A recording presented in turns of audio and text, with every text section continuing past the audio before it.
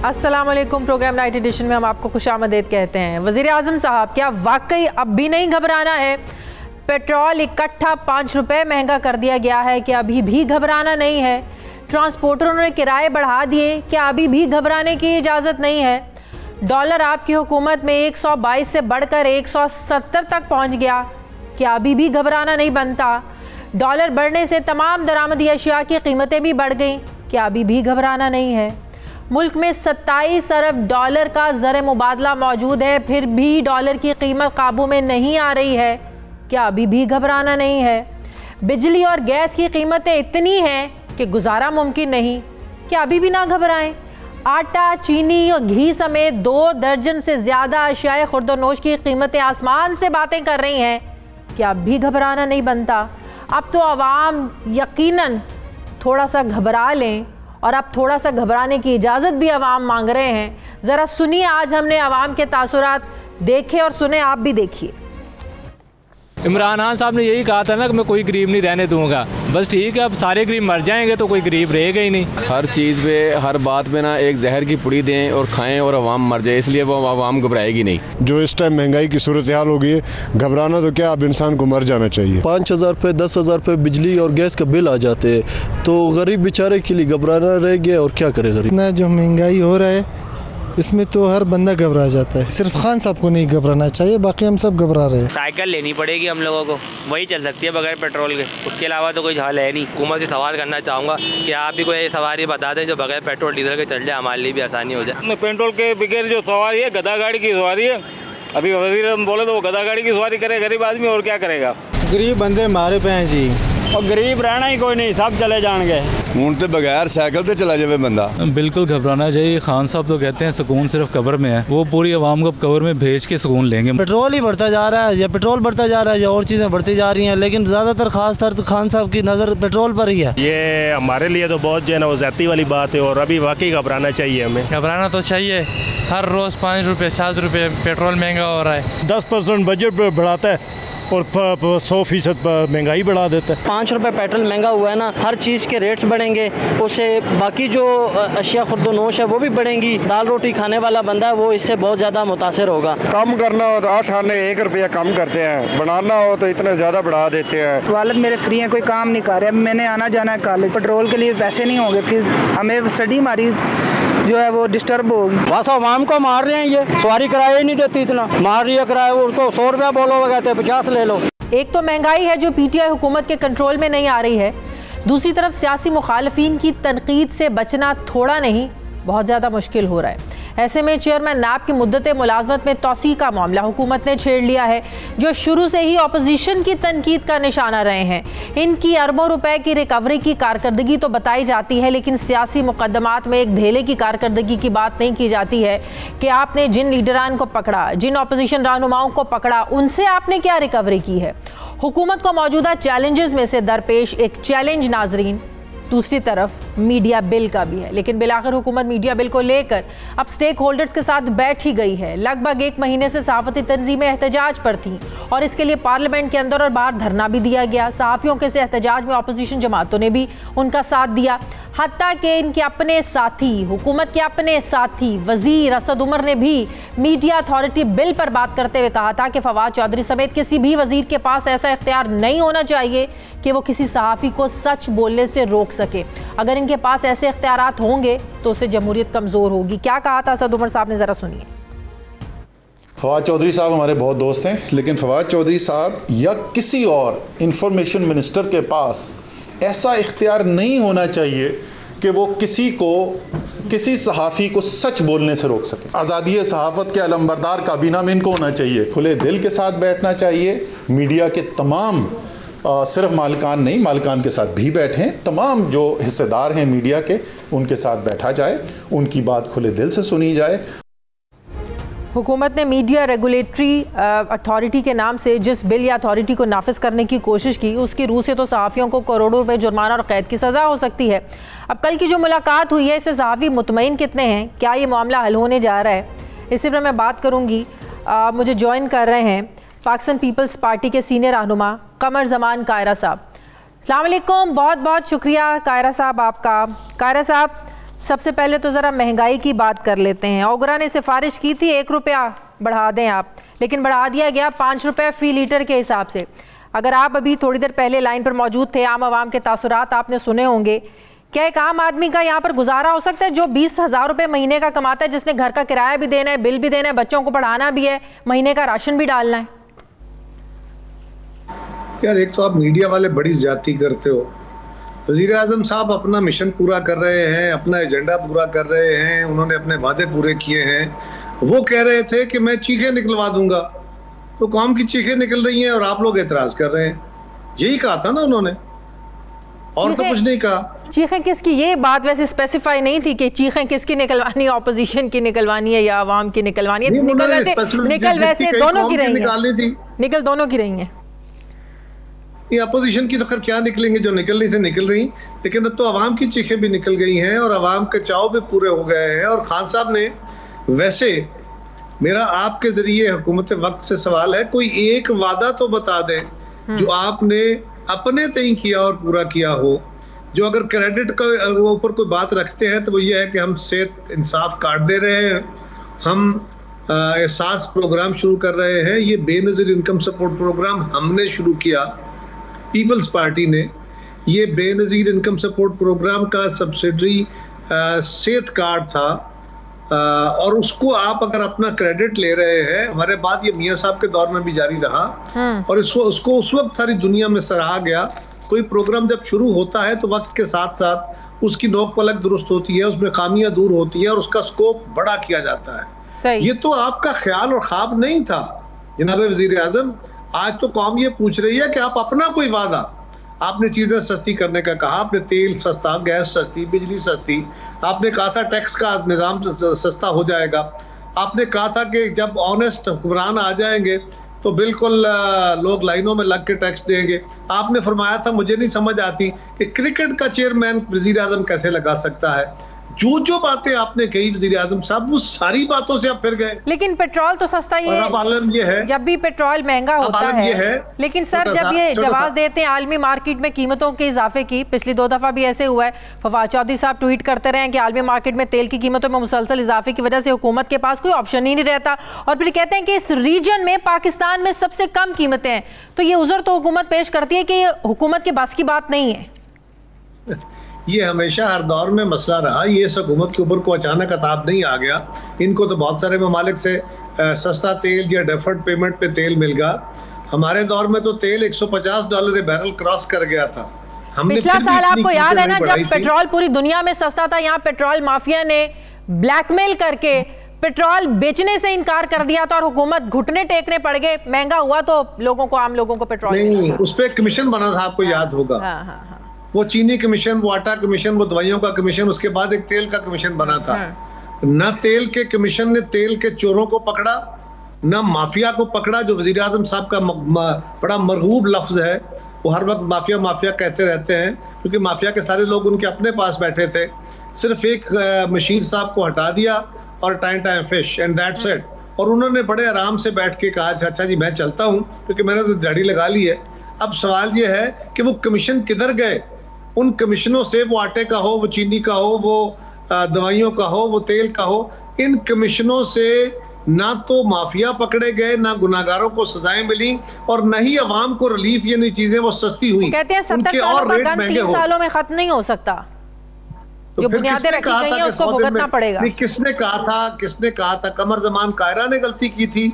उसने कहा था कि पीपल्स पार्टी 100 दिन में आके सारे मसाइल हल कर देगी। मैंने कहा था कि हम पहले साल में इस मुल्क की तकदीर बदल देंगे। कोई एक काम मैं तो पूछ रहा हूँ, मैं ये नहीं कह रहा कि आपने सारा। वैसे ऐसे मामलात पे हुकूमत की तवज्जो दिलाना अपोजिशन का काम होता है, लेकिन माजरत के साथ अपोजिशन का अपना जो हाल है, जिस तरह अपोजिशन तितर बितर है। एक प्लेटफॉर्म मिला था जिसका नाम PDM हुआ करता था, अब तो PDM भी क्या कहीं नज़र आनी है, कभी कोई इजलास हो जाता है, पीपल्स पार्टी तो उसका हिस्सा नहीं है। तो ऐसे मामलात के लिए अपोजिशन को हुकूमत को टफ टाइम देना पड़ता है, हुकूमत को बताना पड़ता है कि आपने अवामी मफाद में क्या फैसले करने चाहिए, आप लोग कर क्या रहे हैं। सर अपोजिशन में जब इत्तफाक नहीं होगा तो हुकूमत जो चाहे मर्जी करे सर। अच्छा, उसका तरीकाकार क्या होगा कि अपोजिशन लाठियां लेके, बंदूकें लेके अवानों में जाएगी, या अपनी आवाज उठाएगी अवानों के अंदर भी और आपके जरिए भी पब्लिक के सामने लेके आएगी? तो कोई दिन किसी मेंबर की अपोजिशन की कोई ऐसी स्पीच असेंबली के अंदर हो, बाहर हो या मीडिया के ऊपर हो जिसमें हमने महंगाई का ये स्यापा ना किया हो, अवाम के साथ किए गए वादों से इनहराफ की बातें ना की हो, यही एक अपोजिशन का तरीका होता है ना। हाँ, जो पीडीएम था, पीडीएम इस हुकूमत को हटाने के लिए एक फोरम बना था, लेकिन अब हमारे दोस्तों की पता नहीं क्या मजबूरियां आ गई हैं कि वो इस हुकूमत को हटाना नहीं चाहते हैं। शहबाज शरीफ साहब कहते हैं कि 2023 के इंतखाबात फेयर होने चाहिए और वो कहते हैं कि जी एक कौमी हुकूमत बननी चाहिए। मरियम साहबा कहती हैं कि 5 साल इस हुकूमत के पूरे करने दें। उनके बाकी लोग कहते हैं कि अच्छी बात नहीं है कि 5 साल पूरे करने दे, आम आवाम को भी पता चले और बाद में रिजल्ट जो है ज़ाहिर फिर एक आम आवाम के वोट से ही निकलेगा। तर मौका देने दे, कल को उनको मौका तो नहीं मिलेगा, हमें काम ही नहीं करने दिया। अगर आपका ये ख्याल है कि ये तरीकाकार दुरुस्त है तो फिर हम पे एतराज करना छोड़ दीजिए। फिर जो कुछ पीडीएम की उन बड़ी जमातों ने, दोनों जमातों ने किया वो ठीक किया।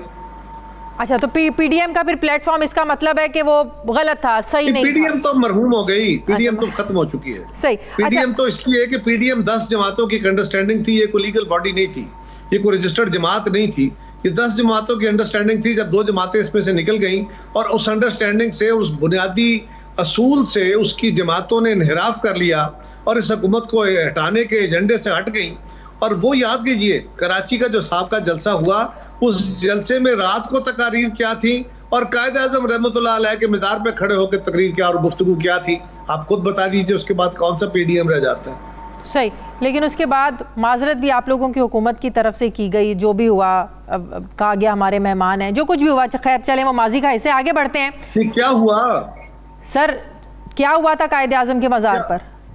और उसके बाद जो कुछ वो पहली बात और थी, वो जो कैप्टन सफदर साहब ने नारे मारे थे। मैं तो इस दफा जो पीडीएम का जलसा हुआ कराची में, जिसके बाद वहां पे शहबाज शरीफ साहब ने कहा इस हुकूमत को रातों रात खत्म करना है, और अगले दिन मज़ार कायद पे हाजिरी देते हुए उन्होंने कहा कि कौमी हुकूमत भी बननी चाहिए और 2023 का इंतखाब भी शफाफ होना चाहिए। मैं उसकी बात कर रहा हूँ। सही।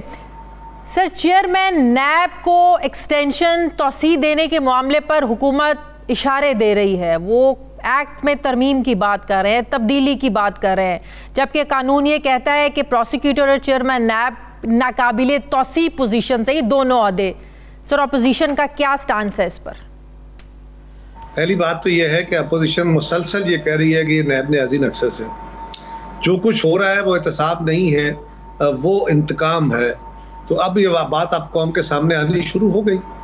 और यही चेयरमैन थे जब इन्होंने गवर्नमेंट के कुछ लोगों का, जिनके बड़ी ब्लेटेंट किस्म की ज्यादतियां सामने आई, डाके सामने आए, उन पे जब हाथ डालने का अंदिया दिया, सिर्फ उनकी तहकीकात की तो क्या क्या बातें हुई थी इनके बारे में, किस तरह के स्कैंडल इनके उछालने की कोशिश की गई थी। और आज अगर वो कह रहे हैं तो अपोजिशन तो पहले दिन से कह रही है कि ये नैब नियाज़ी नक्शस है, और वो नक्शे सामने होता जा रहा है, खुलता जा रहा है। बात यह है कि हुकूमत कसरत राय से यकीनन कानून साजी कर सकती है, इस कानून में तरमीम कर सकती है, ये लीगल पोजीशन है। हाँ। लेकिन ये शौक इनका पूरा हो नहीं पाएगा।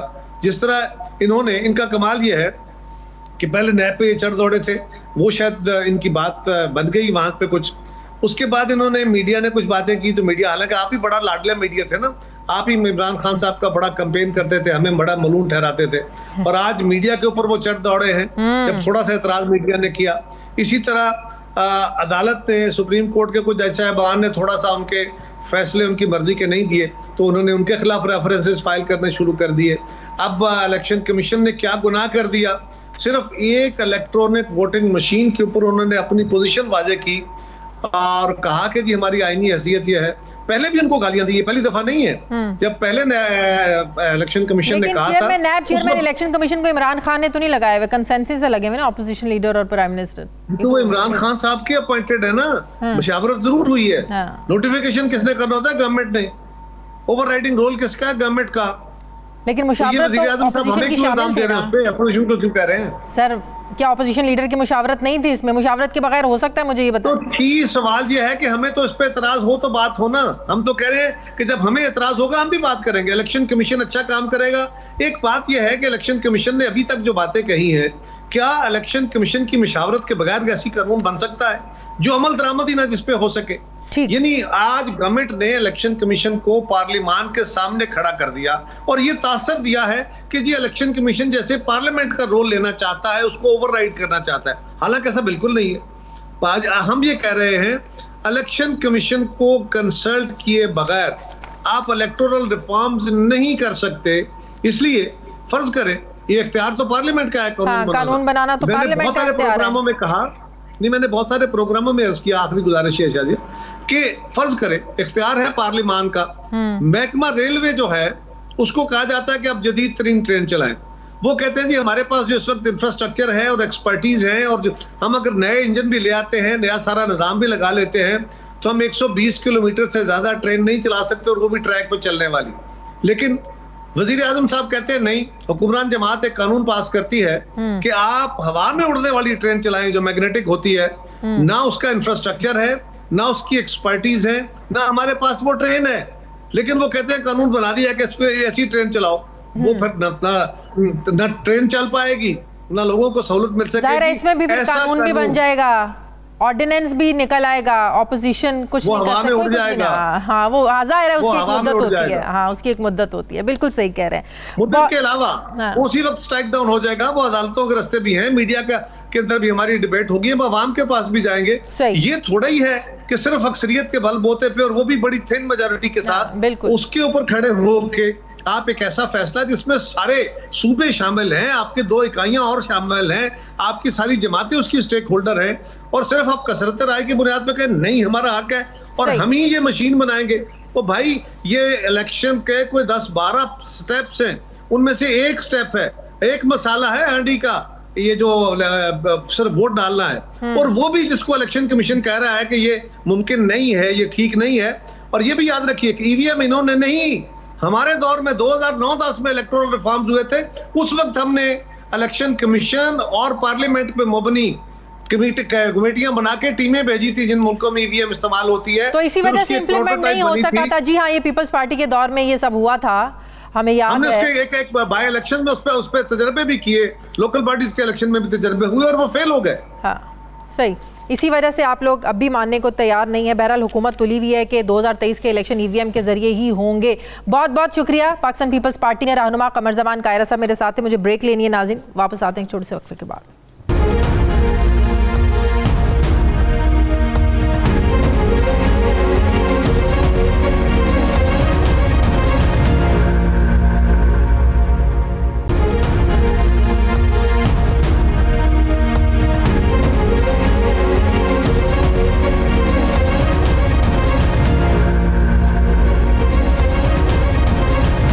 ब्रेक के बाद एक बार फिर से आपको खुशामदीद कहते हैं। सीनियर सहाफ़ी तज्ज़ियाकार मज़हर अब्बास साहब ने मुझे ज्वाइन किया। अस्सलाम वालेकुम, बहुत बहुत शुक्रिया मज़हर अब्बास साहब आपका। मज़हर अब्बास साहब, क्या ये सहाफ़ियों के पिछले 1 महीने के एहतजाज का नतीजा है कि वज़ीर इत्तलात को ये कहना पड़ा कि अगर तजावीज़ मंजूर हो गई तो ठीक, नहीं तो मीडिया रेगुलेटरी अथॉरिटी बिल को वापस ले लिया जाएगा? मतलब ये कि इस एहतजाज के बाद शायद ये रियलाइज़ हो गया है कि कहीं ना कहीं बहुत कुछ गलत कर रही है हुकूमत, या करने जा रही है सहाफ़ियों के साथ, मीडिया के साथ।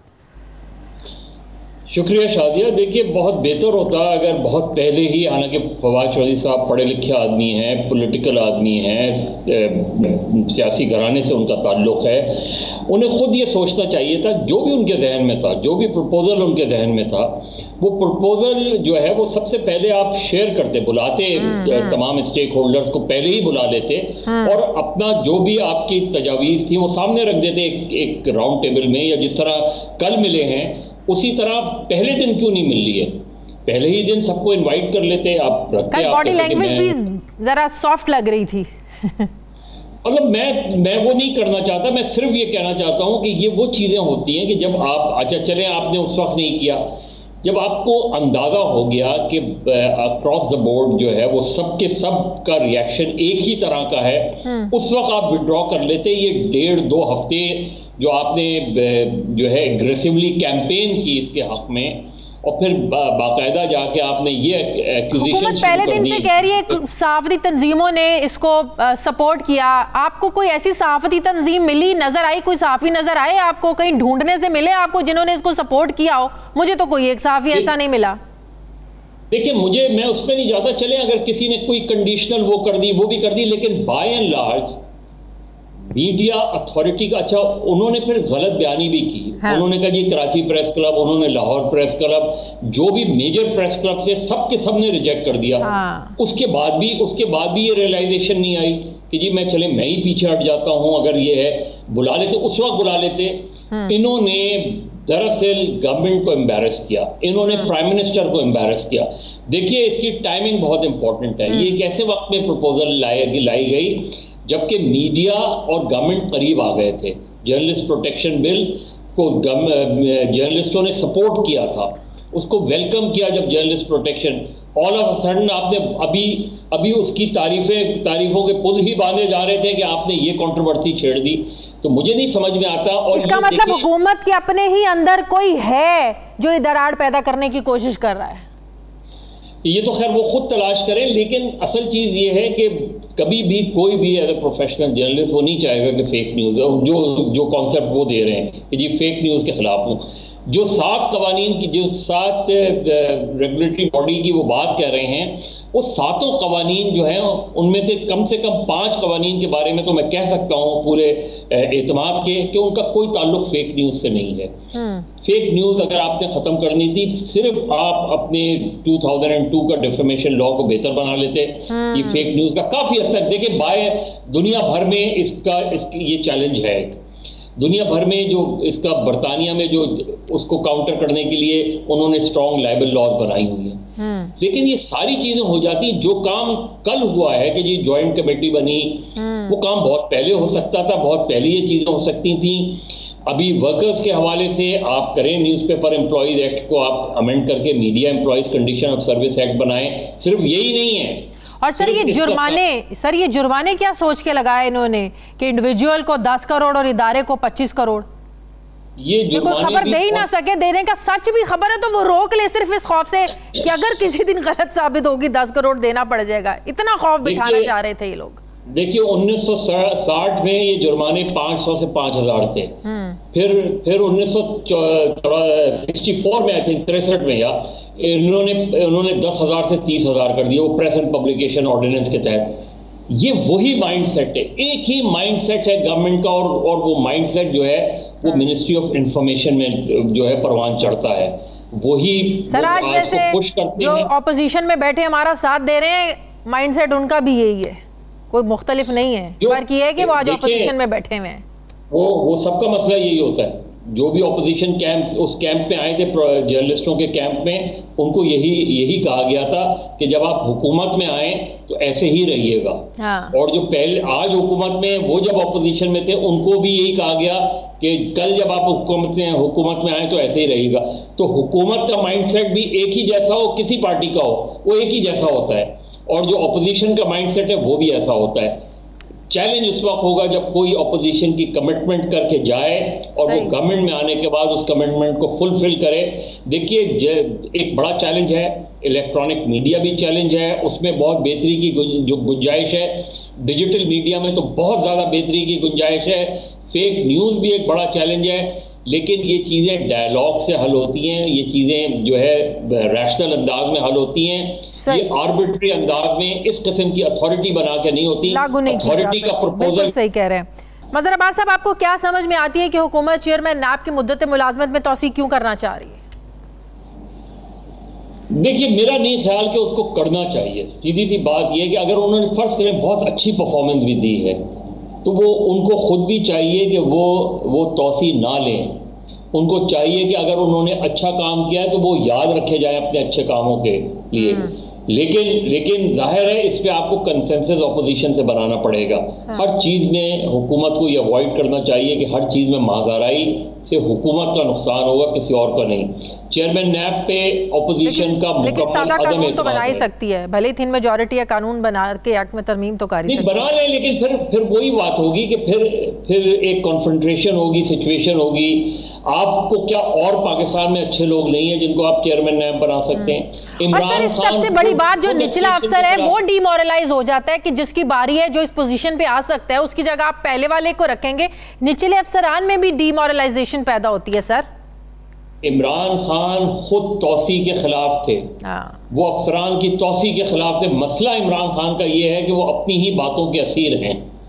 यानी आप देख लेना जितने आप लोगों के पास क्लिप्स हैं उनमें वो क्या कहते रहे और जब हुकूमत में आए तो उन्होंने क्या क्या चीजें की हैं। बिल्कुल कॉन्ट्रडिक्शन, कंप्लीट कॉन्ट्रडिक्शन नजर आती है।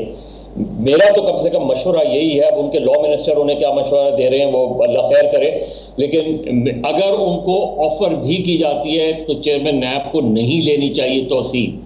उन्हें ये साबित करना चाहिए कि उन्होंने जो काम किया है वो अपनी तोसी लेने के लिए नहीं किया है, वो ये साबित करें। और सर ये बातें रिकॉर्ड पर हैं, यही हुकूमत कहती रही है। आप वजीर ख़जाना के क्लिप्स निकाल कर देख लें, आप शेख रशीद साहब के निकाल के देख लें, जो कहते रहे हैं कि इसी नैब की वजह से आपकी ब्यूरोक्रेसी काम नहीं कर रही है।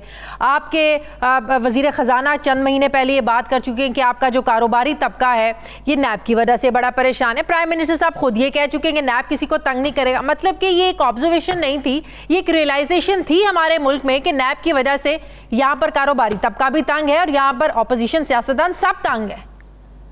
देखिए शाजिया, चेयरमैन नैब में जो सबसे बड़ी रिफॉर्म की जरूरत है वो ये है कि चेयरमैन नैब के पास एब्सोल्यूट पावर है। उस पावर को डेलीगेट होना चाहिए प्रोविंशियल लेवल पे, ताकि चेयरमैन नैब, क्योंकि हर गवर्नमेंट जो आती है उसका टारगेट ये होता है कि चेयरमैन नैब को कॉम्प्रोमाइज कर लें, चेयरमैन नैब से मामला तय कर ले, मामला ठीक हो जाएगा सारा, क्योंकि उनका ही ऑर्डर चलता है, उनकी डायरेक्टिव चलती है। तो नैब में रिफॉर्म्स की ज़रूरत है, लेकिन इमरान खान साहब को चाहिए कि किसी अच्छे आदमी को लेकर आए। अगर वो खुश भी हैं मौजूदा चेयरमैन नैब से, उनको जो है वो खुदा हाफिज कहें, उनसे कहें आपने बहुत अच्छा काम किया, तारीखी काम किया, आपको तारीख याद रखेगी, लेकिन अब ये काम किसी और को दें जिस पर उनको एतमाद हो। मेरा ख्याल है अगर इनको एक्सटेंशन दी तो ये एक मरतबा फिर जो है हुकूमत और अपोजिशन के दरमियान माजाराई वाली सिचुएशन होगी, उससे नुकसान खुद इमरान खान साहब को होगा। एक आखिरी सवाल, आए रोज पेट्रोल की कीमतों में इजाफा, बिजली की कीमतों में इजाफा, ये कहकर इग्नोर कर देना चाहिए जो हुकूमत कहती है कि इंटरनेशनल मार्केट में जब प्राइसेस बढ़ेंगी तो ज़ाहिर पाकिस्तान को भी बढ़ाना पड़ेंगे, इसके अलावा कोई चारा नहीं होता है। और फिर दूसरा उज़र ये पेश करना कि इस खित्ते में बाकी ममालिक से सबसे कम है पाकिस्तान में। तो ये चीज़ इतनी सिंपल है, इतनी आसान है एक आम आदमी के लिए इसको हजम करना। मज़हर साहब देखिए शाजिया, अगर फ़र्ज़ करें ये बात मान भी ली जाए जो फवाद चौधरी साहब कह रहे हैं या दूसरी भी गवर्नमेंट कहते हैं, और किसी हद तक दुरुस्त भी है कि पेट्रोल की प्राइसेस जब ऊपर जाती हैं तो यहाँ भी यही करना पड़ता है, लेकिन आप फिर तनख्वाहों में भी इजाफा करें ना। अगर फ़र्ज़ करें साल में 4 या 5 मरतबा आप पेट्रोल की प्राइसेस बढ़ाते हैं तो फिर कीमतों में इजाफा होगा। तो जिसकी आपने बजट के वक्त 10% सैलरी बढ़ाई है वो क्या करेगा? नहीं तो पिछले साल जब पूरी दुनिया में पेट्रोल की प्राइसेस कम हो रही थी तब ये हुकूमत क्यों ब्लैकमेल हो रही थी पेट्रोल माफिया के हाथों? तब तो पेट्रोल मिल नहीं था रहा, उन्होंने हड़ताल कर दी थी, आपने पेट्रोल सस्ता लिया, लेकिन आपका पेट्रोल माफिया जो है वो पेट्रोल बेचने नहीं दे रहा था। सर ये इसको कहते हैं ना कि गवर्नेंस करने में गुड गवर्नेंस आपकी है या नहीं? यही बैड गवर्नेंस होती है। जिस तरह महंगाई जो होती है उसमें अगर आप महंगाई का एक बड़ा ताल्लुक एडमिनिस्ट्रेटिव फेलियर से होता है कि अगर आपने फर्ज करें 200% या 100% दवाओं की कीमतें बढ़ाई हैं तो वो मेडिकल स्टोर आप जाएंगे तो वो 150% बढ़ी हुई होगी डेफिनेटली। तो गवर्नेंस का मसला है। लेकिन अगर आप महंगाई होती है, महंगाई का तोड़ सिर्फ यह है कि आप लोगों की तनख्वाहों में उसकी मुनासबत से इजाफा करें, उस रेशो से इजाफा करें। ये नहीं कि आपने 10% बजट के वक्त बढ़ाई और कीमतें जो है आपने 60 या 70% बढ़ा दी, तो फिर आप मिनी बजट आप ये लेकर आते हैं महंगाई के लिए, महंगाई होती है, उसी तरह एक मिनी बजट में आप हर 6 महीने बाद लोगों की तनख्वाहों में 15% इजाफा कर दिया करें। Very true, very true. बहुत बहुत शुक्रिया सीनियर सहाफ़ी तज्ज़िया कार मसद मेरे साथ है। मुझे ब्रेक लेनी है नाज़रीन, वापस आते हैं एक छोटे से वक्फे के बाद।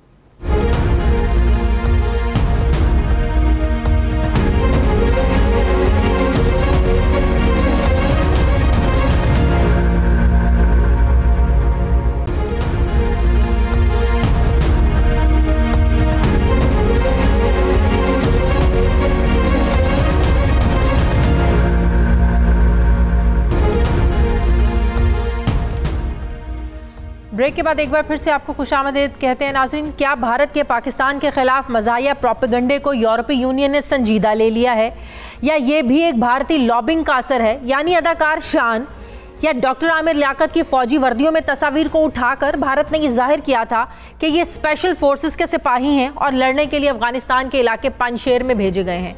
सिर्फ यही नहीं, वीडियो गेम्स में चलते हुए तैयारों की वीडियो ट्विटर और फेसबुक पर भी दिखा कर भारतीय प्रोपेगेंडा नेटवर्क खुसूसन उनके रिटायर्ड फौजी अफसरान ये जाहिर करते रहे थे कि पाकिस्तान तालिबान को पंजशेर खाली कराने में फौजी मदद दे रहा है। इस पर पाकिस्तान और ज़मीनी हक़ाइक़ को समझने वालों ने तो कोई रिएक्शन इस पर नहीं दिया, कोई रद्द अमल नहीं दिया। लेकिन यूरोपीय यूनियन ने इन सारी बातों को संजीदा लेकर और तालिबान के साथ पाकिस्तान को जोड़ते हुए GSP+ के स्टेटस पर नजरसानी करने की करारदाद पेश की है, जिस पर आज वोटिंग कराई जाएगी।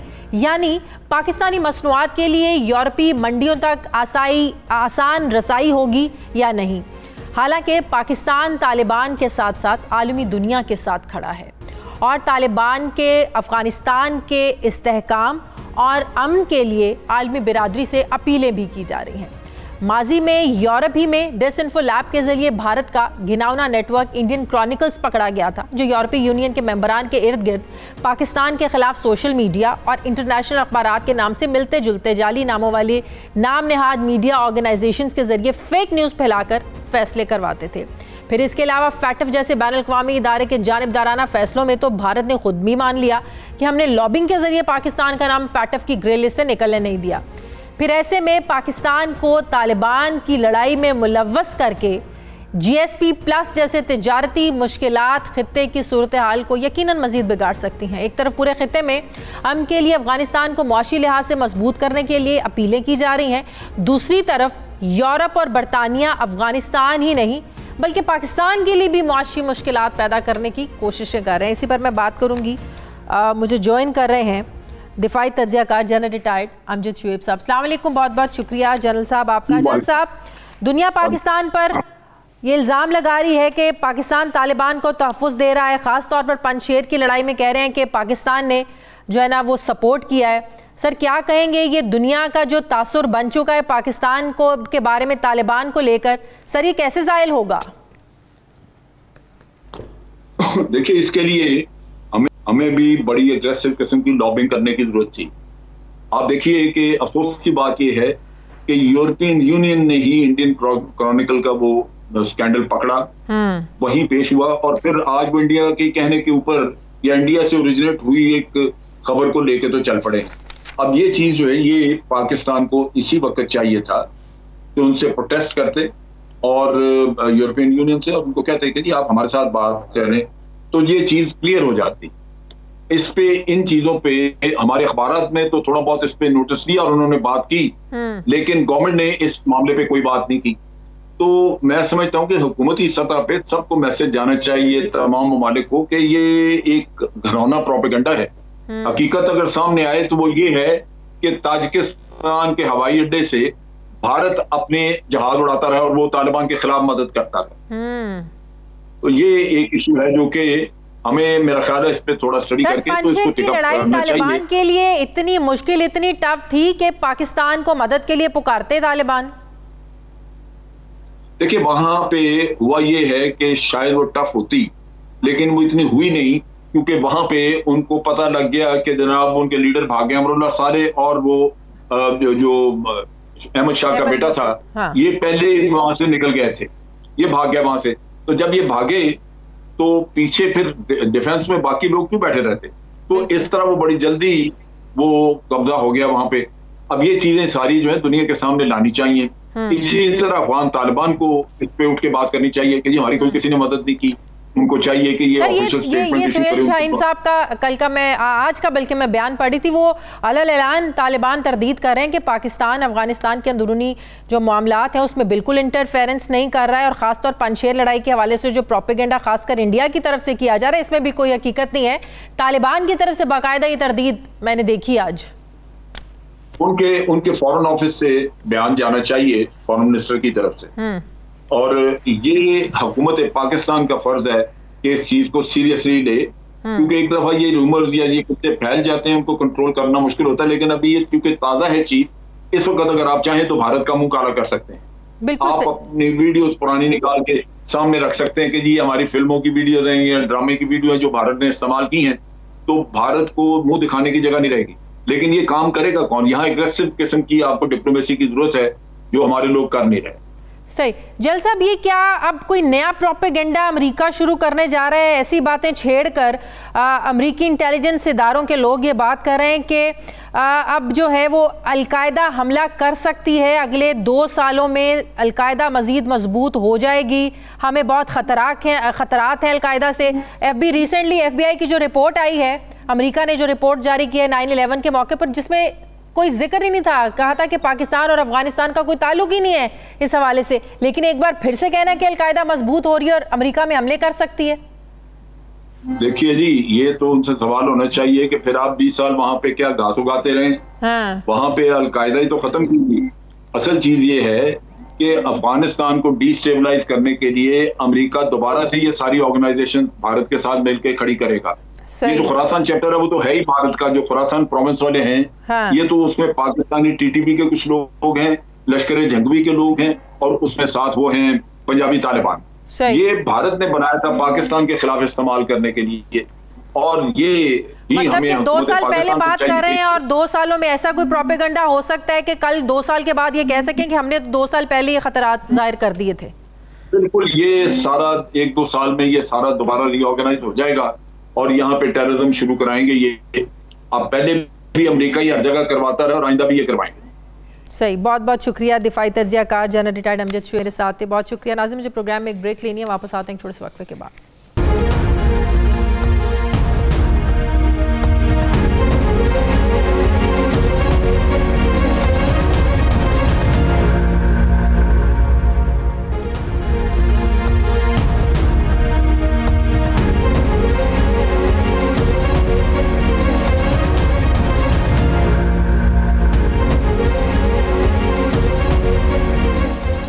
ब्रेक के बाद एक बार फिर से आपको खुशामदीद कहते हैं। नाज़रीन, लॉकडाउन खुल गया, लेकिन अभी भी जो शख्स वैक्सीन नहीं लगवाएगा वो पेट्रोल नहीं डलवा पाएगा, शॉपिंग मॉल नहीं जा सकेगा, वो ट्रैवल नहीं कर सकेगा, हत्ता कि उसे तमाम जो पब्लिक प्लेसेस हैं उनसे दूर रखा जाएगा। इतनी सख्तियों के बावजूद पाकिस्तान दुनिया के उन ममालिक में शामिल है जहाँ अभी तक वैक्सीनेशन बहुत ही कम है।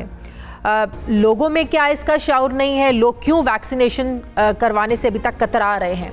अब तक मुल्क भर में तकरीबन 2 करोड़ अफराद को कोरोना वैक्सीन लग चुकी है, जो कुल आबादी का सिर्फ 10% बनता है, जो कि नाकाफ़ी है, क्योंकि चाइना में 1 अरब आबादी यानी 70%, बरतानिया और जर्मनी में 60% और अमेरिका और जापान में 50% आबादी को वैक्सीन लगाई जा चुकी है। जबकि वर्ल्ड हेल्थ ऑर्गेनाइजेशन के मुताबिक जब तक दुनिया भर की 70% आबादी की वैक्सीनेशन नहीं हो पाती, उस वक्त तक कोरोना वबा का दुनिया से खात्मा नहीं हो सकता।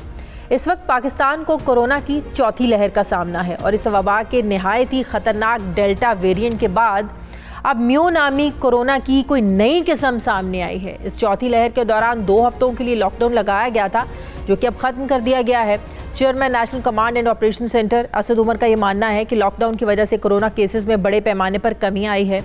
लॉकडाउन तो ख़त्म कर दिया गया है, लेकिन कोरोना वबा का ख़ात्मा या इसमें जो हमें कमी नज़र आनी चाहिए वो नज़र नहीं आई है। WHO का मानना है कि हमें अब इस वायरस के साथ हमें अपनी जो लाइफस्टाइल है, हमें जो ज़िंदगी है, इसके साथ गुजारनी है।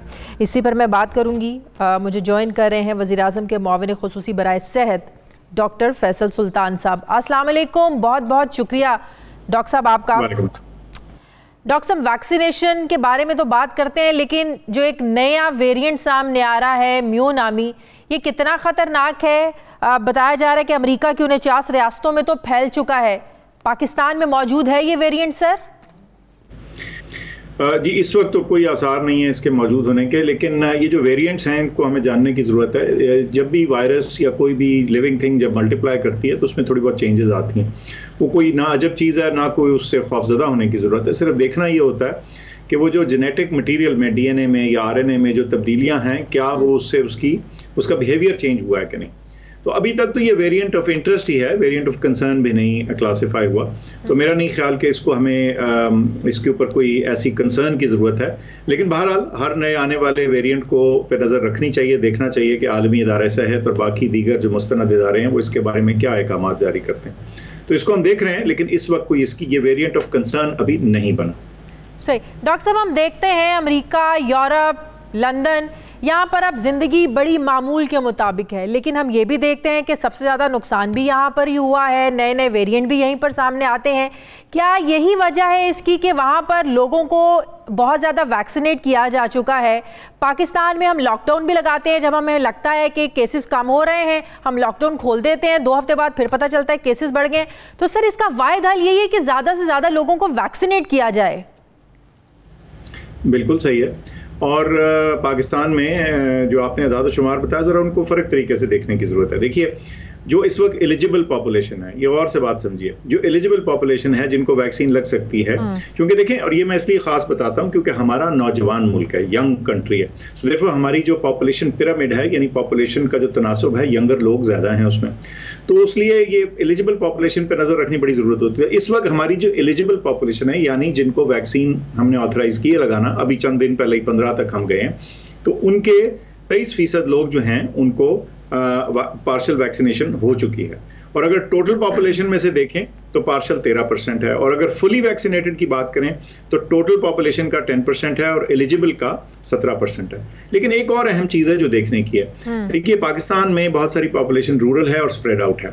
जो हमारे बड़े शहर हैं, जो मेजर सिटीज़ हैं, उनके अंदर जो तनासुब है वो डेफिनेटली अब बेहतर हो रहा है, उसमें जो वैक्सीनेशन का जो तनासुब है, और कुछ शहर जो हैं 70% और उससे ऊपर भी जा चुके हैं। तो हमारी प्रोग्रेस अच्छी चल रही है। दिन की तकरीबन 10 लाख, 8, 9, 10 लाख इस रेंज में रोजाना वैक्सीन लग रही हैं। डॉक्टर साहब, अभी भी ऐसा तबका मौजूद है जो अभी भी ये समझता है कि वैक्सीनेशन सिर्फ एक ड्रामा है, 2 साल बाद हमारी ज़िंदगी बाकी नहीं रहनी। मैं आपको अपने घर की मिसाल दे देती हूँ। घर के ड्राइवर्स को और घर के जो मेड मुलाजिम हैं, इतनी मुश्किल से उन लोगों को समझाना पड़ा, उनको ये शऊर दिलाना पड़ा कि हम लोगों ने भी लगवाई है, तुम लोगों की ज़िंदगियों के लिए बड़ी अहम है। और फिर जब ये कहें कि तुम्हें सोसाइटी में दाखिल नहीं होने दिया जाएगा, तुम कहीं जा नहीं सकोगे, इस खौफ की वजह से लोग वैक्सीन लगवा रहे हैं। ये खौफ नहीं है उनको कि वैक्सीन नहीं लगवाएंगे तो मर जाएंगे। तो इसमें भी लोगों को बहुत एजुकेट करने की ज़रूरत है। ये सही बात आपने कही, क्योंकि देखें, इसमें एक तो मसला तालीम का है, लेकिन दूसरा फॉल्स न्यूज़, फेक न्यूज़ का भी है। जिन मुल्कों में लिटरेसी 99% है और उनकी साइंसी जिसे कहते हैं बैकग्राउंड उन ममालिक की हमसे बहुत आगे है, उधर भी वैक्सीन हेजिटेंसी मौजूद थी। आपको पता है, हेल्थ केयर वर्कर में, मैं 2-3 महीने पुराना आपको डेटा बता रहा हूँ कि यूनाइटेड स्टेट्स के अंदर हेल्थ केयर वर्कर में 30% के करीब वैक्सीन हेजिटेंसी थी। अमेरिका जैसे मुल्क में हेल्थ केयर वर्कर्स के अंदर भी 30% हेजिटेंसी थी। तो ये कोई अजब बात नहीं है। उसकी वजह यह है कि जब भी ऐसी नई चीज़ हो, वबा हो, हमेशा उसके बारे में लोगों के ख्यालात, परेशानियाँ, चेमगोइयाँ, और आजकल के दौर में वो फर्दर फ्यूल हो जाती है गलत सलत न्यूज़ और जिसे कहते हैं ना फेक न्यूज़ के जरिए। तो बिल्कुल आपकी बात ठीक है। एजुकेशन वो चीज़ है इस मामले में, वो जितनी भी की जाए कम है। आज भी हम इसकी बात कर रहे हैं, उम्मीद करते हैं चंद लोग इससे भी कुछ कन्विंस होंगे। तो बिल्कुल आपकी बात ठीक है। सर, ये वैक्सीनेशन शॉट्स जो लग रहे हैं, सर इसके बारे में थोड़ा ब्रीफ कीजिएगा, क्योंकि ट्रैवल करने वाले लोगों को बड़ा मसला हो रहा है। अगर किसी ने कनाडा में ट्रैवल करना है और किसी ने चाइनीज़ वैक्सीन लगाई हुई है, तो उसके ऊपर कह रहे हैं कि कोई फाइजर का शॉट लग जाएगा, फिर आप ट्रैवल कर सकेंगे, क्योंकि हर ज़ाहिर मुल्क ने अपने अपने SOPs दिए हुए हैं। कोई कह रहा है फाइजर लगेगी तो आ सकेंगे, कोई कह रहा है एस्ट्राजेनेका लगेगी तो आ सकेंगे। तो ज़रा इसके बारे में थोड़ा ब्रीफ किएगा, ये क्या कन्फ्यूजन है? देखिए जी, जितने ये वो वाली बात है, जितने मुंह उतनी बातें, जितने मुल्क उतनी ही उनकी नित नई ख्वाहिशात और उनके अपने अपने आइडियाज़, और उसके बेसिस मुख्तलिफ है। उनकी फेमिलियरिटी है एक वैक्सीन से, उनके पास डेटा है एक वैक्सीन का, वो एक ब्लॉक में या एक सोशो इकोनॉमिक ब्लॉक में है जहां उनकी कंफर्ट ज़्यादा किसी एक चीज़ से है, दूसरी से बाहर। हमारे यहाँ चूँकि हम 22 करोड़ से ज़्यादा बड़ा मुल्क है, हमें मुख्तलिफ वैक्सीन पर भरोसा करना था, तो हमने वो इस्तेमाल की। अब इस ट्रैवल की मुश्किल को आसान करने को हल कर दिया गया। इसके लिए बिल्कुल एक पाथवे बना दिया गया है कि कुछ नॉमिनेटेड सेंटर्स में जाके आप ट्रैवल की खातिर अगर आपको एक इजाफी वैक्सीन लगनी है तो उसकी पेमेंट दे के आप वैक्सीन लगा सकते हैं। उसका कोई रिएक्शन नहीं है, राइट? देखें जी, रिएक्शन का जहां तक ताल्लुक है, इस वक्त WHO तो कह रही है कि आप ये कोई ज़रूरत नहीं है मिक्स एंड मैच करने की, जो आपको लग गई है WHO अप्रूव्ड वैक्सीन अगर है तो ठीक है। लेकिन चूंकि कुछ लोगों की ज़रूरत थी ट्रैवल करना, तालीम के लिए, नौकरी के लिए, कारोबार के लिए या किसी दीगर ज़रूरत के लिए, तो उस सूरत में हम उनका रास्ता नहीं रोकना चाहते, तो वो लगवा सकते हैं और मैं समझता हूँ कि वो ठीक रहेंगे। सही। सर, बाहर के ममालिक में आखिरी मेरा सवाल, सर अब बच्चों को भी एक सर्टन 10 साल से ऊपर के बच्चों को भी लगाना शुरू कर दी है वैक्सीन, बहुत से ममालिक के हवाले से खबरें आ रही थी। सर, पाकिस्तान में इस एज लिमिट के बच्चों को कब से लग सकेगी वैक्सीन? क्योंकि ज़ाहिर स्कूल से अभी तो जी अभी आपने देखा कि अभी तो एक ही दिन हुआ है जब हमने 15 साल तक लेके गए हैं लिमिट, 17 पे थी या 15 पे लेके गए हैं। और मैं समझता हूं कि ये जो एज लिमिट है ये नीचे से नीचे जाएगी। सिर्फ हमने देखना है कि हमारी वैक्सीनेशन कैंपेन कैसे चल रही है और हमारी वैक्सीनेशन की सप्लाई क्या है। लेकिन मुझे आपकी रीडिंग दुरुस्त है कि मेरा ख्याल है कि आइंदा आने वाले हफ्तों और महीनों में ये जो एज लिमिट है ये फर्दर नीचे जाएगी। सही, थैंक यू वेरी मच। बहुत शुक्रिया वज़ीर आज़म के मुआविन बराए सेहत डॉक्टर फैसल सुल्तान साहब मेरे साथ थे। नाज़रीन, हमारे प्रोग्राम का वक्त खत्म हो गया। फीडबैक ज़रूर दीजिएगा, अपना ख्याल रखिएगा। मुझे इजाज़त दीजिए, अल्लाह हाफिज़।